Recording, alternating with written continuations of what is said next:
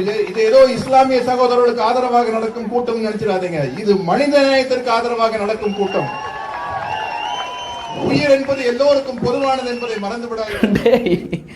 இவங்க பேசுறதா பார்க்கல உண்மையிலே காமெடியா இருக்கு. மனித நேயத்திற்கு ஆதரவான கூட்டம் அப்படின்னு.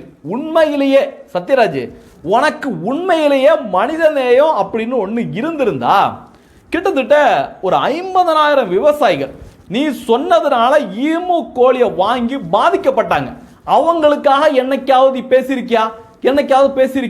திமுக ஆட்சிக்கு வந்ததுல இருந்து ஏகப்பட்ட லாக்அப் மரணங்கள் தமிழ்நாட்டில் நடந்திருக்கு. அதுக்காவது நீ வாயை திறந்திருக்கியா? திமுக ஆட்சியில் நடந்த கள்ள சாராய மரணங்களுக்கு எதிராக நீ ஒரு வாட்டியாவது பேசியிருப்பியா? அப்ப அதெல்லாம் மனுஷன் கிடையாதா செத்தது?